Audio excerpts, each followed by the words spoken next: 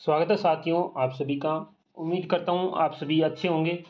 और RS pre की exam date आपको पता है डिक्लेयर हो चुकी है। 2 फरवरी को एग्ज़ाम होना है। तो बहुत सारे लोग सोच रहे हैं काफ़ी टाइम है। देखो टाइम तो है, पर वही भी बात है कि अगर किसी ने नई तैयारी स्टार्ट की है तो वो मान के चले कम से कम 3 के 4 महीने बाद में अगर मेंस होता है तो मेंस के लिए भी उसको ज़्यादा टाइम अब नहीं है, क्योंकि वैकेंसी की उम्मीद थी उससे तो जल्दी आई है। मेरे को खुद को नहीं लग रहा था कि वैकेंसी इतनी जल्दी आ जाएगी। तो ठीक है, बहुत अच्छी बात है, वैकेंसी आई है। तो चलिए अपनी वीडियो को शुरू करते हैं और कुछ काम की बातें करते हैं। आर एस प्री से रिलेटेड, कुछ मेन से रिलेटेड।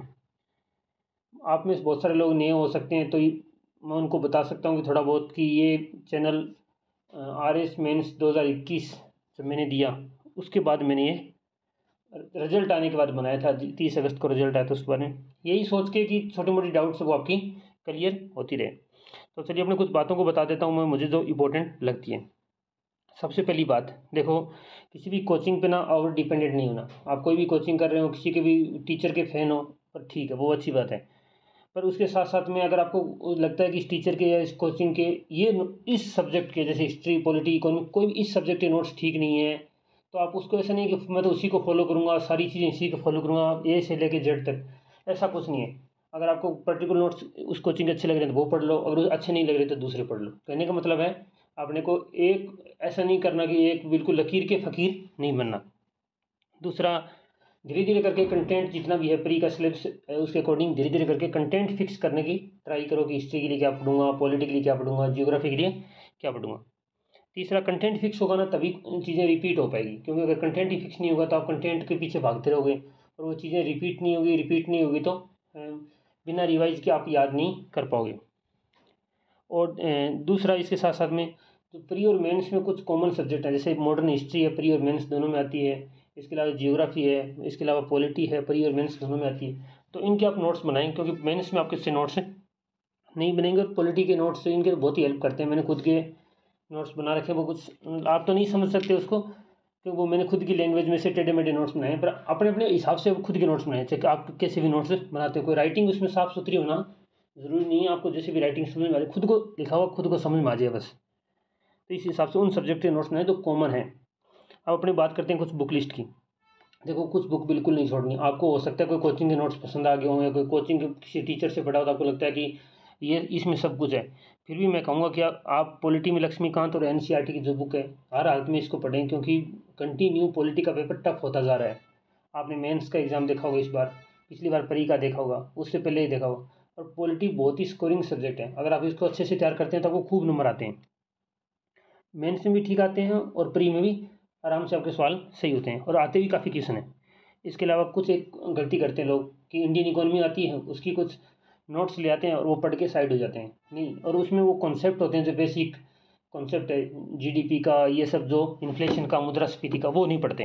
तो अब मैं कहूँगा कि कोई भी इंडियन इकोनॉमी की बुक और सिलेबस के अकॉर्डिंग जो कॉन्सेप्ट वाले हैं, जो सिद्धांत या जो जिसे कहते हैं स्टैटिक पोर्शन है, उसको तैयार करें, बिल्कुल उन चीज़ों को ढंग से समझें। थर्ड बात, जो एक चीज़ मैंने देखी है राजस्थान इकोनॉमी में, क्या करते हैं राजस्थान इकोनॉमी के बहुत सारे लोग नोट्स निकाल देते हैं। जैसे ही सर्वे आती है नोट्स निकाल देते हैं, मतलब बहुत सारे नोट्स आते हैं। तो मैं ये कहूँगा कि नोट्स पढ़ने तो पढ़ो, कोई इशू नहीं है, पर आप ओरिजिनल सर्वे पहले ज़रूर पढ़ें। क्योंकि बहुत सारी चीज़ें होती है, जब आप खुद सोच सकते हो ना, कोई व्यक्ति 200-300 पेज की सर्वे आती है, उसको अगर 100 पेज में बनाएगा तो क्या करेगा, उसको 200 पेज काटने हैं। वो अपनी पूरी विवेक के साथ में मान भी लिया कि पूरी अपनी जो नॉलेज है उसके साथ में उन 200 पेज को कम करने की ट्राई करता है कि ये चीज़ इंपॉर्टेंट नहीं है। फिर भी अगर वो चीज़ें एग्जामिनर को जो पेपर बनाता है उसने तो नहीं पता ना कि इसने जिसने नोट्स बनाए उसको ये चीज़ इंपॉर्टेंट नहीं लगेगी तो उसको भी इंपॉर्टेंट नहीं लगेगी। तो आप कहने का मतलब है कि आप ओरिजिनल सर्वे को ज़रूर पढ़ें। नोट्स है, अगर आपको लगता है कि इसने 50 पेज में नोट्स बना रखे हैं सर्वे के, ठीक है वो नोट्स बाद में पढ़ें। पहले आप कम से कम खुद से सर्वे पढ़ें, ताकि आपको सर्वे की हर लाइन ढंग से याद हो और ध्यान में रहे कि सर्वे से बहुत सारे क्वेश्चन आते हैं, डायरेक्ट क्वेश्चन आते हैं। पिछली बार मैंने देखा मातृत्व वंदना योजना है, तो उसमें बहुत सारे नोट्स में थे, तो उसमें क्या गड़बड़ी थी कि जैसे एक लाइन दे रखी है दूसरी लाइन नहीं दे रखी, ठीक है, ऐसे सिस्टम आता है। तो ओरिजिनल सर्वे पढ़ें, कुछ नहीं है, 272 पेज है, बहुत सारे टाइम है, 270-80 पेज की सर्वे आती है। उसके बाद में है एक्सेसिव नोट्स को अवॉइड करना है। जैसे इकोनॉमी का एक नोट्स लिया है, इसके नोट्स लिए, उसके नोट्स लिए, आप फिक्स थोड़ा सा कंटेंट रखें। इसके अलावा देखो जियोग्राफी सब्जेक्ट है, जिसके भी नोट्स पढ़ने हैं पढ़ो, कोई दिक्कत नहीं, पर आप एनसीईआरटी को मत छोड़ो, एनसीईआरटी को आप ज़रूर पढ़ें। एनसीईआरटी के बिना काम नहीं चलेगा। पर्सन आजकल एनसीईआरटी से उठ रहे हैं, आप धीरे धीरे देख रहे होंगे। इवन मैं तो कह रहा हूँ, अगर टाइम है तो थोड़ी बहुत 11th-12th की जो हिस्ट्री जो अपने सिलेबस के अकॉर्डिंग उसको भी पढ़ें, क्योंकि उसमें से भी पर्सन आए हैं मेंस में, तो क्या पता प्री में से भी आए, और ट्रेंड ये चल रहा है। दूसरी बात, साइंस एंड टेक्नोलॉजी के लिए इतने दिन क्या था साइंस एंड टेक्नोलॉजी में कि ठीक है, नोट्स पढ़े या कोई छोटा मोटा कंटेंट पढ़ा और काम चल गया। और साइंस एंड टेक्नोलॉजी के कंटिन्यू अच्छे क्वेश्चन आते जा रहे हैं, तो आप अच्छी बुक पढ़ें।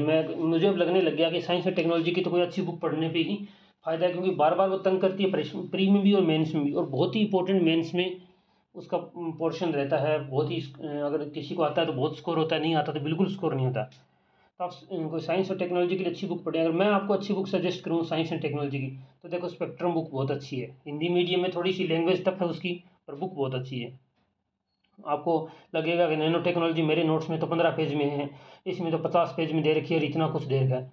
देखो कंटेंट आप अगर मेंस का पेपर उठा के देखोगे तो आपको समझ में आ जाएगा कि ढंग से पढ़ना पड़ेगा, क्योंकि अपना प्री ही पास नहीं करना। प्री पास तो क्या हो जाएगा प्री पास करने से, मेंस का भी करना है, तो उस हिसाब से भी देखें।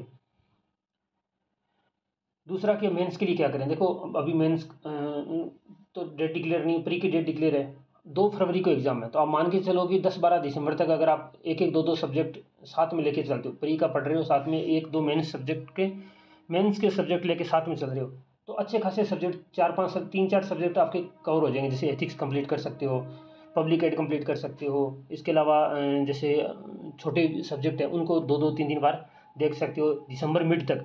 तो 15 दिसंबर को भी अगर आप ये मेंस पढ़ना छोड़ दे तो 15 दिन वो हैं, 1 महीना वो है, 1.5 महीना पूरी तरीके से प्री पे फोकस। और इससे पहले 15 दिसंबर तक आप 80-20 का रेशियो रख सकते हो। अगर आप 8 घंटे पढ़ते हो तो 6 घंटे प्री का पढ़ लो, 2 घंटे मेंस का पढ़ लो, कोई भी 1-2 सब्जेक्ट साथ में चला लो। पब्लिक एड चला सकते हो, एथिक्स चला सकते हो, ठीक है, उधर से छोटे सब्जेक्ट चला सकते हो, हिंदी पढ़ सकते हो, ये सब कर सकते हो। तो उम्मीद करता हूँ ये वीडियो आपके लिए हेल्पफुल साबित हुआ होगा। अगर कोई और डाउट हो तो आप कमेंट बॉक्स में पूछ सकते हैं, मैं आपको जवाब दे दूंगा। बाकी टेलीग्राम पे भी मैसेज कर सकते हैं, उधर भी मैं रिप्लाई कर दूंगा। Thank you very much for watching us.